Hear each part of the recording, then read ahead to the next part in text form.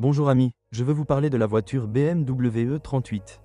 Il y avait déjà une Audi A8 et une Mercedes classe S, donc leur plus grand concurrent, la BMW série 7 E38, ne pouvait pas manquer. Aujourd'hui, nous vous présentons ce modèle même, qui plaît à l'œil encore aujourd'hui. Cela est dû à son style intemporel. Le 7, cependant, rebute certains en raison de ses coûts d'exploitation. Est-ce exact? Comme Mercedes, BMW proposait des moteurs 6, 8 et 12 cylindres ainsi qu'une propulsion arrière. Un système d'auto-nivellement peut être trouvé dans la suspension, à condition que le modèle spécifique en soit équipé. Cela s'applique particulièrement aux variantes IL, c'est-à-dire avec un empattement allongé.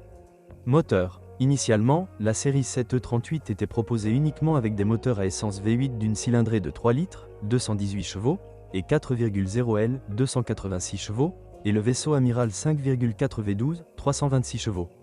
En 1995, la gamme est complétée par le moteur de base 2.8 R6, 193 chevaux, puis un an plus tard par le 3.5 V8, 235 chevaux, qui remplace le moteur 3 litres, et le 4.4 V8, 286 chevaux, qui remplace le moteur 4 litres. La même année, une version diesel, la 725 TDS, avec 143 chevaux et un moteur 2,5, fait également son apparition. En 1998, la gamme de moteurs a été modifiée en même temps que le lifting de la voiture. Tous les moteurs à essence ont reçu des modifications sans changer leur capacité, les versions restantes étaient donc 728i, 735i, 238 chevaux, 740i et 750i. Les moteurs V8 ont reçu le système Vanos. D'autres changements ont eu lieu après le lifting dans la gamme diesel.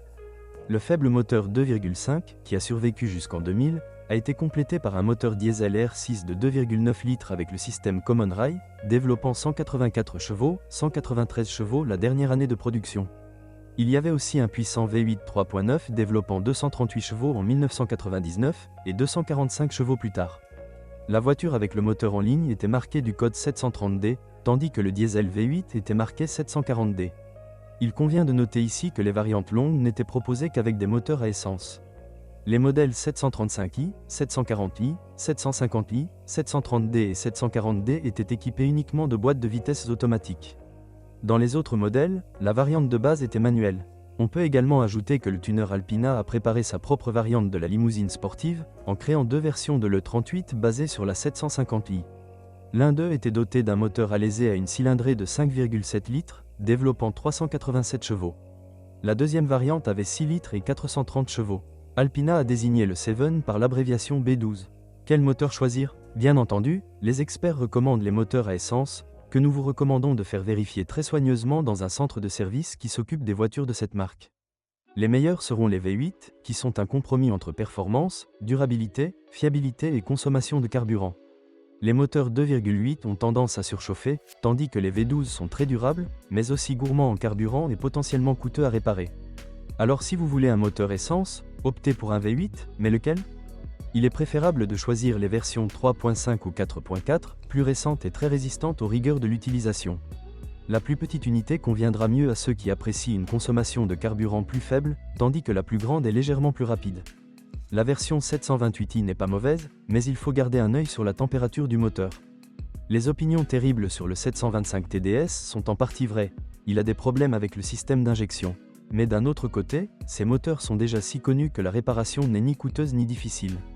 Nous ne recommandons cependant pas ce moteur, ne serait-ce qu'en raison de ses performances moyennes. Les performances sont meilleures grâce au moteur diesel 730 jours de 2,9 litres. Il s'agit d'un moteur M57 très puissant qui peut facilement parcourir 500 000 km. Kilomètres est toujours pas suffisant. En raison de sa popularité, les coûts de réparation ne sont pas excessivement élevés. Ils seront nettement plus élevés dans le moteur V8 3,9, qui est également exceptionnellement durable, mais plus cher en raison du plus grand nombre de cylindres. Pour résumer, si vous recherchez une 7 avec n'importe quel moteur, il vaut mieux opter pour les V8 essence et laisser la R6 comme possibilité. Diesel? Oui, mais de préférence 30D. C'est toujours un meilleur choix que dans le cas de Mercedes ou d'Audi, pour lesquels nous ne recommandons pas du tout les moteurs diesel. Qu'est-ce qui est cassé? Nous ignorons le fait que dans une voiture assez ancienne et coûteuse à entretenir, tout peut être cassé et le degré d'usure des composants individuels peut dépasser les limites de l'imagination. Il convient toutefois de mentionner les problèmes typiques qui affectent la BMW E38. Le plus gros problème avec chaque exemplaire sera la corrosion de nombreux composants. La rouille cause le plus de dégâts sur les bords des tôles, les portes, le coffre et le plancher. Un problème courant est une fuite du réservoir de carburant pour la même raison, la corrosion. Cela peut sembler une petite chose, mais la réparation ne sera pas bon marché, et le remplacement encore moins. La suspension est durable, mais seulement celle d'origine. Les remplacements ne résistent pas à un kilométrage élevé, il est donc rare de trouver un modèle sans jeu. Malheureusement, la crémaillère de direction nécessite également souvent des réparations. Ce sera plus cher avec un système autonivelant. Heureusement, le coût des amortisseurs reste raisonnable. De nombreux tuneurs domestiques remplacent les silencieux par des haut-parleurs filetés. La série 7 est en effet spectaculaire, mais il vaut également la peine d'examiner de près ces modifications et leurs effets potentiels. Une autre chose concerne les freins. Ils sont efficaces, mais en raison du poids de la voiture, ils s'usent assez rapidement. Il vaut la peine d'investir une fois pour toutes dans des disques et des plaquettes de bonne qualité. Vérifiez le fonctionnement de l'ABS. Lors de l'inspection de la voiture, faites attention aux éventuelles fuites de la boîte de vitesse et du différentiel. Ce sont des éléments blindés, mais seulement s'ils sont bien lubrifiés. La BMW série 7 souffre d'imperfections de finition. Tous les éléments de la carrosserie n'étaient pas bien ajustés, donc des cadres de fenêtres mal ajustés n'indiquent pas nécessairement que la voiture s'est renversée dans le passé. Il est typique que les voitures chères ayant plus de 20 ans d'historique connaissent des défaillances d'accessoires. Un défaut intéressant est celui des pompes à huile desserrées dans le moteur 4.4. Il ne vaut pas la peine d'acheter une série 7 gazée. Il est préférable de faire l'installation soi-même avec un bon spécialiste. Observez attentivement le fonctionnement des moteurs, en particulier les turbodiesels. Examinez attentivement les conduites du système de refroidissement des moteurs en ligne et n'achetez jamais une voiture sans l'avoir essayée, au moins pendant une douzaine de minutes, moteur à pleine charge. Soyez très prudent avec les voitures vendues par des jeunes qui se débarrassent simplement d'un problème auquel ils ne s'attendaient pas.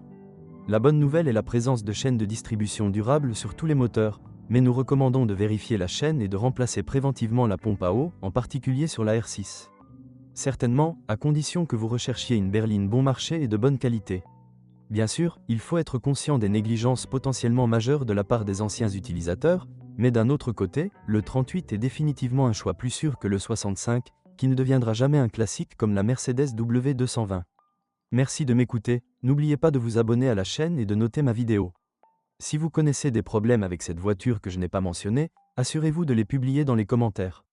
Bonjour les amis, vous cherchez une voiture d'occasion, vous devez prêter attention au site web carm.pro. Carm.pro est grand catalogue de voitures, moteurs, boîtes de vitesse. Et le meilleur, c'est que vous pouvez trouver des informations sur les pannes de n'importe quelle pièce. Complètement gratuit. Allez sur le site web carm.pro et découvrez tous les éventuels points faibles des voitures d'occasion.